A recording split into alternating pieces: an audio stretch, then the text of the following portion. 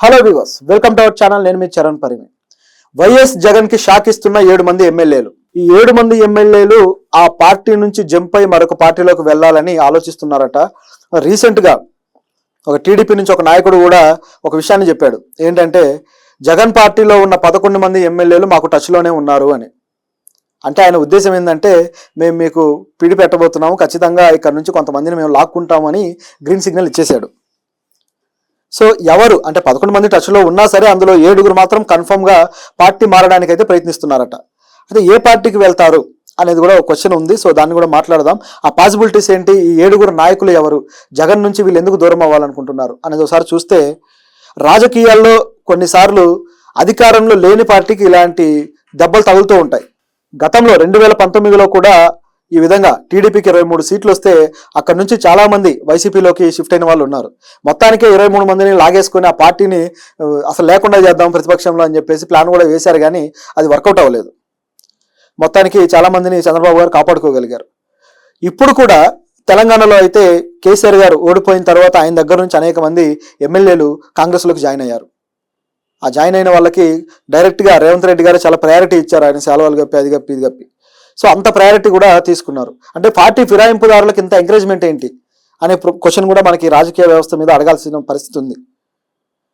ఈ ఫిరాయింపుదారులను నిజంగా వీళ్ళ మీద కేసులు పెట్టాలి. పిక్ పాకెటర్ మీద కేసులు పెడతారు చూడండి, లేకపోతే చీటింగ్ కేసులు 420. సో ఈ టైప్ ఆఫ్ కేసులు పెట్టాలి. ఒక పార్టీలో ఉండి ఒక నాయకుడికి లేదా ఒక పార్టీ సిద్ధాంతానికి కట్టుబడి గెలిచి ఈ పార్టీలో మేము ప్రజలకు సేవ చేస్తామని చెప్పి తర్వాత పార్టీ గవర్నమెంట్ ఏ పార్టీలో ఉంటే ఆ పార్టీకి వెళ్ళిపోయి నేను ప్రజల కోసమే వచ్చానంటారు. మళ్ళీ అదో కబుర్లు. ప్రజల కోసమే మేము పార్టీ మారాము, ప్రజాసేవ చేయాలంటే మారాల్సిందే, అభివృద్ధి కోసం మారానని కబుర్లు చెప్తారు. వాళ్ళు ఎలక్షన్లకు ఎంత ఖర్చు పెట్టుకొని ఎంతమందికి డబ్బులు పంచి గెలిచారో అందరికీ తెలుసు. ఆ డబ్బులు వసూలు చేసుకోవడానికి వేసే ఎత్తుగడల్లో ఇది ఒకటని కూడా తెలుసు. ఎందుకంటే ప్రాజెక్టులు రావాలి, ఏదో ఒక పథకాలు ఇస్తే ఆ పథకాల్లో డబ్బులు వస్తాయి, దానికోసమే మారతారు అనేది ప్రజలకు తెలుసు. అంటే అంతా ఓపెన్ సీక్రెట్ అనమాట. అయినా సరే ఈ విధమైన పద్ధతి జరుగుతూ ఉంటుంది. అదే విధంగా ఇప్పుడు కూడా జరిగింది. అంటే త్వరలో జరగబోతుంది అనమాట. దీనికి సంబంధించి ప్రణాళికలు అయితే నడుస్తూ ఉన్నాయట.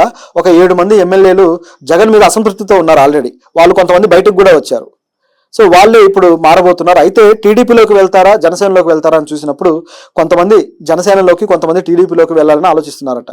ఎందుకంటే అక్కడ ఉన్నప్పుడు చంద్రబాబు గారిని విపరీతంగా విమర్శించిన వ్యక్తులు ఉన్నారు. సో వాళ్ళు టీడీపీ వైపు కాకుండా జనసేన వైపు చూసే ప్రయత్నంలో ఉన్నారు.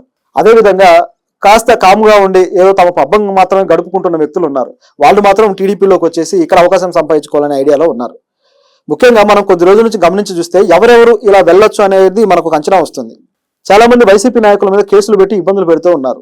ఈ కేసులు ఎదుర్కొంటున్న వాళ్ళలో అనేక మంది చంద్రబాబు గారిని దూషించిన వాళ్ళు, వాళ్ళ పార్టీ కార్యాలయాలు కూల్చేసిన వాళ్ళు, అలాగే వాళ్ళ కార్యకర్తల మీద దాడులు చేసిన వాళ్ళు, ఇలాంటి వాళ్ళు ఉన్నారు. అయితే వీళ్ళు ఇప్పుడు అడ్రస్ లేకుండా పోయారు. చాలా మంది మీద కేసులు పడ్డాయి. సో వాళ్ళు కనపడకుండా దాక్కొని ఉన్నారు. వీళ్ళైతే పార్టీ మారే అవకాశం అయితే కొద్దిగా తక్కువే. ఎందుకంటే వాళ్ళు వచ్చిన వాళ్ళని స్వీకరించడానికి ఈ పార్టీలు రెడీగా లేవు. గత రాజకీయాలు వేరేగా జరిగాయి, కానీ ఇప్పుడు మాత్రం అలా లేవు. పూర్తి స్థాయి కక్షపూరిత రాజకీయాలు మాత్రమే నడుస్తున్నాయి. ఒక వ్యక్తిని ద్వేషించడం మొదలెడితే ఇక వాడు నాశనమైనంత వరకు ద్వేషమే. ఆ విధంగా రాజకీయాలు మారిపోయాయి అన్నమాట. కాబట్టి వాళ్ళని స్వీకరించడానికి ఈ పార్టీలు రెడీగా లేవు. సో వాళ్ళు పక్కన పెట్టేస్తే మరికొంతమంది ఉన్నారు. అడపాదడపా విమర్శలు చేస్తూ వచ్చారు. అవసరమైతే ఎంత దూరమైనా వాళ్ళకు మళ్ళీ దగ్గర అవడానికి ప్రయత్నించగలరు. అలాంటి నాయకులు ఉన్నారు. సో వాళ్ళు ఏమైనా షిఫ్ట్ అవుతారా? ఈ మధ్యకాలంలో జగన్ గారి మీద విమర్శలు చేస్తూ సోషల్ మీడియాలో వైరల్ అయిన నాయకులు ఉన్నారు. ముఖ్యంగా కేతిరెడ్డి గారు. ఆయన జగన్ మీద డైరెక్ట్గానే విమర్శలు చేసేశారు. ఆయన సోషల్ మీడియా హ్యాండిల్స్లో లైవ్లు కూడా పెట్టి ఆయన విమర్శలు చేశారు. జగన్ అసలు సరిగ్గా మెయింటైన్ చేయలేకపోయారు. ఎమ్మెల్యేలతోటి ప్రజలతోటి మధ్య అనుబంధాన్ని మేము మెయింటైన్ చేద్దామంటే మధ్యలో ఈ వాలంటీర్ వ్యవస్థ వచ్చేసి మొత్తం డిస్టర్బ్ చేసేసింది అని మాట్లాడాడు. అదేవిధంగా జగన్కి కొన్ని విషయాల్లో మొండిగా వ్యవహరిస్తాడని చెప్పేసి అట్లా విమర్శించాడనమాట.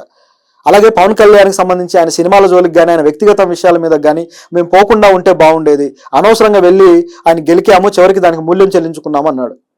కాబట్టి చూస్తూ ఉంటే ఈయన ఇటువైపు షిఫ్ట్ అయిపోయి పవన్ కళ్యాణ్ పార్టీలోకి ఏమైనా జంప్ అవుతాడన్న డౌట్ అయితే వస్తుంది. అదేవిధంగా పేర్ని నాని గారు కూడా జగన్ సీఎంఓని సరిగ్గా నడపలేకపోయాడు, ఆ సీఎంఓలో అంటే ఎమ్మెల్యేలు మంత్రులు కూడా జగన్ని కలవడానికి చాలా ప్రాసెస్ ఉంటుంది, చాలా ఇబ్బంది పడాల్సి వస్తుంది, ఆ విధంగా చేశాడు. అదేవిధంగా ఈ మధ్యలో సచివాలయ ఉద్యోగులు వాలంటీర్లు రావడంతో ప్రజలకి ఎమ్మెల్యేల కనెక్షన్ పోయింది, సో ప్రజలు ఎమ్మెల్యేల దగ్గరకు వచ్చి తమ సమస్యలు చెప్పుకునే అవసరమే లేకుండా పోయింది, దాంతో ఎమ్మెల్యేల ప్రాధాన్యత పడిపోయింది అని చెప్పేసి ఈ పేరు నాని గారు కూడా అన్నారు. అయితే ఆయన ఇప్పటికీ జగన్కి అనుయాయుడుగానే ఉన్నాడు. సో ఆయన అంత ఈజీగా స్టాండ్ అయితే మార్చుకునే పరిస్థితి లేదు. కానీ ఒకవేళ వెళ్ళదలుచుకుంటే జనసేనకు వెళ్ళాడు, కానీ వెళ్తే టీడీపీ వైపే వెళ్ళొచ్చు, అవకాశం అయితే ఉంది. కాకపోతే దానికి ఇంకా జరగాల్సిన ప్రక్రియ అయితే ఉంది. సో ఈ వ్యక్తి ఒకరు. అలాగే మనం రోజా గారి గురించి వేరే వీడియోలో నేను అది మాట్లాడాను, రోజా గారు పార్టీ మారుతున్నారు అని చెప్పేసి. సో చూస్తూ ఉంటే ఆవిడ కూడా మారుతారు. కాకపోతే ఆవిడకి 2 పార్టీల్లో ఎంట్రీ లేదు.